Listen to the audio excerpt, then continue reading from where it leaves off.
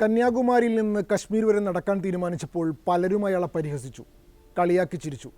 അമേഠിയിൽ തോൽക്കുമെന്ന് മുൻകൂട്ടി കണ്ട് വയനാട്ടിലെ സുരക്ഷിത മണ്ഡലത്തിലേക്ക് ചേക്കേറിയെന്ന് പറഞ്ഞ് പിന്നാലെ കൂടി.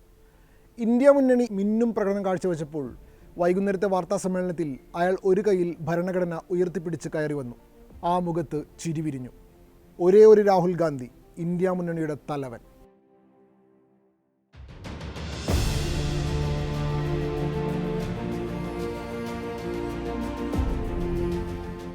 നിങ്ങളുടെ ഹീറോ ഇപ്പോൾ എന്തെടുക്കുന്നു? 400 സീറ്റിലും BJP ജയിക്കുന്നതും മോദി അജയ്യനായി 3ാം തവണയും ഭരണത്തിലെത്തുന്നത് സ്വപ്നം കണ്ടവർ രാഹുൽ ഗാന്ധിയെയും ഇന്ത്യ മുന്നണിയെയും പരിഹസിക്കാൻ എടുത്തു വച്ച ചോദ്യമായിരുന്നു ഇത്. BJP അനുകൂലികളായ മാധ്യമപ്രവർത്തകർ വരെ ചാനലിലൂടെ അത് വിളിച്ചു പറയുകയും ചെയ്തു.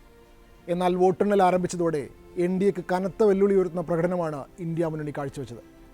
കേവല ഭൂരിപക്ഷമെന്ന മാജിക് നമ്പറിലേക്കും അധികാരത്തിലേക്കും എത്തിക്കാൻ കഴിഞ്ഞില്ലെങ്കിലും ഇന്ന് ഇന്ത്യ സഖ്യത്തിൻ്റെയും കോൺഗ്രസിനെയും ആർജവത്തോടെ തലയുയർത്തി നിർത്തുന്നതിൽ ആരാധകരുടെ രാഗ എന്ന രാഹുൽ ഗാന്ധിയുടെ പങ്ക് വലുതാണ്.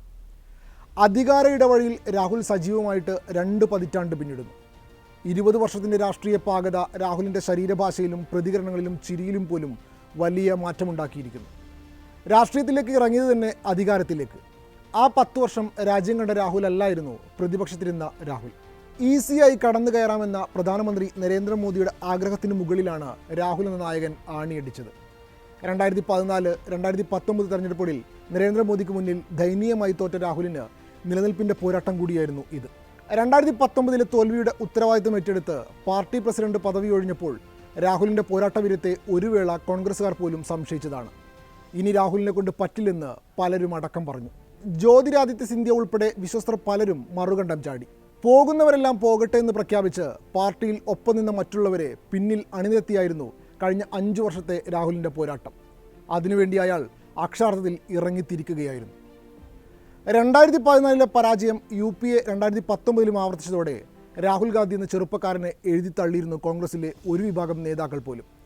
മോദിയും BJPയും മാത്രമല്ല, ഇടതുപക്ഷമടക്കം വ്യക്തിപരമായി അധിക്ഷേപിക്കുകയും ചെയ്തു. 2019 UPAക്ക് ഏറ്റ കനത്ത പരാജയം രാഹുലിനെയും പിന്നോട്ടടിച്ചു.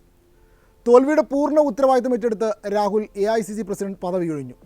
രാഷ്ട്രീയത്തിൽ പരാജയം പോലും പുതിയ അവസരമാണെന്ന ബാലപാഠം പോലും രാഹുലിന് അറിയില്ല എന്ന് സംശയിച്ചവരിൽ കതറിട്ടവർ പോലും ഉണ്ടായിരുന്നു. കോൺഗ്രസിനെ ഇനി ആര് നയിക്കും? ഇന്ത്യൻ രാഷ്ട്രീയത്തിൽ കോൺഗ്രസ് അപ്രസക്തമാക്കുന്നുവെന്ന് വിധിയെഴുതി രാഹുലിനൊപ്പം നിന്നവർ മറുകണ്ഠം ചാടി. പക്ഷേ രാഹുൽ അധികാര പദവിയിൽ നിന്ന് ഇറങ്ങിപ്പോയത് രാഷ്ട്രീയം അവസാനിപ്പിക്കാനായിരുന്നില്ല, സ്വയം നവീകരിക്കാനും ഹിന്ദുത്വ സർക്കാരിനെ നേരിടാനുള്ള സ്ട്രാറ്റജി മാറ്റിപ്പിടിക്കാനുമായിരുന്നു.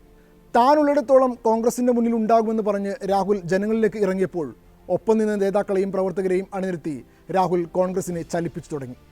അതുവരെയുള്ള രാഷ്ട്രീയ ഭാഷയായിരുന്നില്ല രാഹുലിൻ്റേത്. മോദിയെയും അമിത്ഷായെയും വസ്തുനിഷ്ഠമായി കടന്നാക്രമിച്ചു. അദാനിയെയും അംബാനിയെയും മാത്രമല്ല, ചെങ്ങാത്ത മുതലാളിമാർക്ക് വേണ്ടി മോദി വഴിവിട്ട് നടത്തിയ അഴിമതികളെയെല്ലാം മുഖം നോക്കാതെ തുറന്നുകാട്ടി. ഗോദി മീഡിയ ഉൾപ്പെടെ ദേശീയ മാധ്യമങ്ങളെല്ലാം അവഗണിച്ചെങ്കിലും രാഹുൽ പോരാട്ടം തുടർന്നു. രാജ്യത്തെ പ്രതിപക്ഷ നിരയിലുള്ള നേതാക്കളും സർക്കാരുകളുമായി ബന്ധം ശക്തമാക്കി. തെരഞ്ഞെടുപ്പ് പ്രചാരണത്തിൽ സാധാരണക്കാർക്ക് വേണ്ടി സംസാരിച്ചു. പട്ടിണിയും തൊഴിലില്ലായ്മയും വിലക്കയറ്റവും വർഗീയതയുമൊക്കെ പ്രധാന വിഷയമാക്കി രാഹുൽ. തെരഞ്ഞെടുപ്പ് കാലത്തെ വമ്പൻ പ്രചാരണങ്ങളും രാഹുലിനെ ഇന്ത്യ സഖ്യത്തിൻ്റെ മുഖമാക്കി നിർത്തി. ഇത്തവണ ലോക്സഭാ തെരഞ്ഞെടുപ്പിൽ 107 പൊതുപരിപാടികളിലാണ് രാഹുൽ പങ്കെടുത്തത്. വയനാട്ടിലും റായ്ബറേലിയിലും ജനവിധി തേടി. വേദികളിൽ ചുവപ്പ് ചട്ടയുള്ള ഭരണഘടനയുമായാണ് രാഹുൽ ഗാന്ധി എത്തിയത്. BJP വീണ്ടും അധികാരത്തിലെത്തിയാൽ ഭരണഘടന മാറ്റിയെഴുതുമെന്ന ആരോപണം ശക്തമായി ഉന്നയിക്കാനായിരുന്നു രാഹുലിൻ്റെ ശ്രമം. മുൻകാലങ്ങളെ അപേക്ഷിച്ച് പ്രചരണ റാലികളിൽ വലിയ ആവേശം ഇക്കുറിയുണ്ടാക്കാൻ രാഹുൽ ഗാന്ധിക്ക് കഴിഞ്ഞിരുന്നു. ഉത്തർപ്രദേശിൽ രാഹുലും അഖിലേഷും നടത്തിയ റാലികളിലെ ജനപങ്കാളിത്തം സഖ്യത്തിന് താഴേക്കിടയിൽ കിട്ടിയ സ്വീകാര്യതയുടെ തെളിവായിരുന്നു. 4 സൗ പാർ മുദ്രാവാക്യത്തിൽ മാത്രം കറങ്ങിയ മോദിയെ സംവരണ വിഷയം സജീവ ചർച്ചയാക്കി മുൾമുനയിൽ നിർത്താൻ രാഹുലിന് കഴിഞ്ഞു.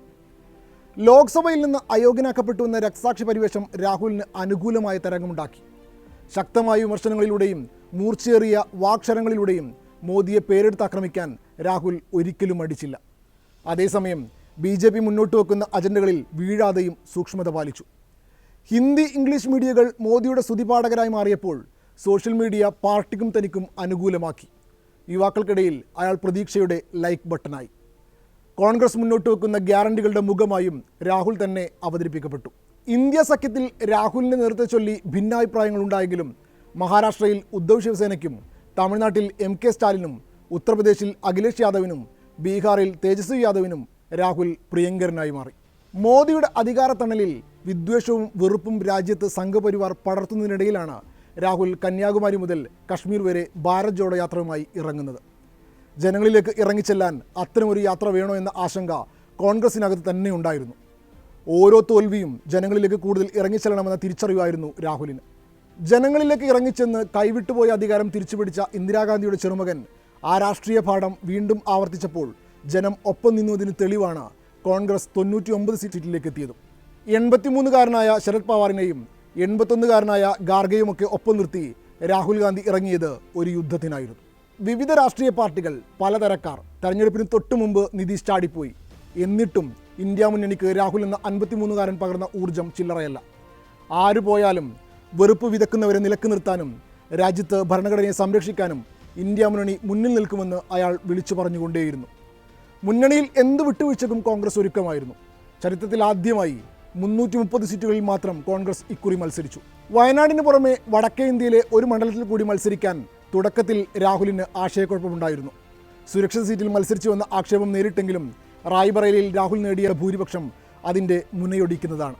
കുടുംബത്തിൻ്റെ വിശ്വസ്തനായ കിഷോരിലാൽ ശർമ്മയെ ഇറക്കി സ്മൃതി ഇറാനിയെ നേരിടാനുള്ള തീരുമാനവും രാഹുലിൻ്റെതായിരുന്നു. അത് വിജയം കണ്ടുവെന്ന് മാത്രമല്ല, 2019 മധുര പ്രതികാരമായി അത് മാറി.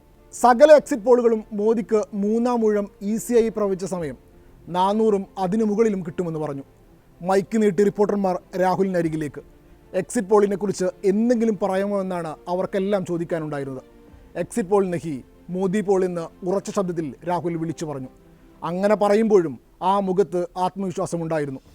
അധികാരത്തിലേക്ക് തിരിച്ചെത്താനായില്ലെങ്കിലും കോൺഗ്രസിനും ഇന്ത്യ മുന്നണിക്കും ഈ തെരഞ്ഞെടുപ്പ് നൽകുന്ന ആശ്വാസം ചെറുതല്ല. പരിഹാസങ്ങളും പരിമിതികളും മറികടന്ന് രാഹുൽ ഗാന്ധി ഇന്ത്യൻ രാഷ്ട്രീയത്തിലെ അനിഷേധ്യ സാന്നിധ്യമാകുന്നതിനും ഈ തെരഞ്ഞെടുപ്പ് സാക്ഷ്യം വഹിച്ചു. രാഹുൽ ഗാന്ധിയുടെ നേതൃത്വത്തിൽ ശക്തമായ പ്രതിപക്ഷ സാന്നിധ്യം ഉണ്ടാക്കാനും ഇന്ത്യ ബ്ലോക്കിന് കഴിയുമെന്ന് ഉറപ്പാണ്. ഖാർഗെയെ മുന്നിൽ നിർത്തി ഡ്രൈവിംഗ് സീറ്റിലേക്ക് മാറിയ രാഹുലിനെ ഈ വിജയം കൂടുതൽ കരുത്തനാക്കും. പാർട്ടി വിട്ടുപോയവർക്ക് ഇപ്പോൾ ഒരു പുനർചിന്ത ഉണ്ടായിട്ടുണ്ടാവും. യുപിയിലെ കോൺഗ്രസിൻ്റെ തിരിച്ചുവരവ് ഒരു സൂചനയാണ്. അയാൾ അവിടെ തന്നെയുണ്ട് എന്ന സൂചന. കരുത്തു ചോരുന്ന മോദിയും കരുത്തനാകുന്ന രാഹുലും ഇനിയാണ് കാണാൻ കിടക്കുന്നത്.